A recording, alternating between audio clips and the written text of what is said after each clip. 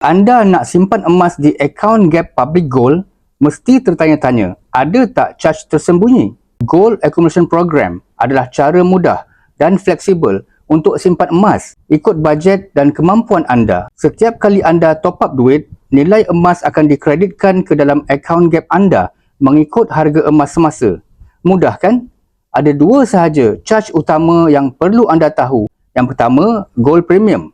Yang kedua, kos penghantaran, Gold in Transit. Jadi, jangan risau, tiada charge tersembunyi dalam akaun Gap Public Gold. Charge Gold Premium hanya dikenakan bila anda ingin simpan sendiri dalam bentuk jongkong, dinar ataupun barang kemas 999.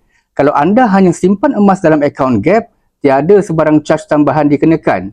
Semua transaksi dilakukan secara online dan anda boleh beli emas bila-bila masa mengikut bajet anda serendah RM100. Charge penghantaran akan dikenakan bila mana anda ingin mengeluarkan emas dari akaun Gap untuk item emas di bawah 21.25 gram.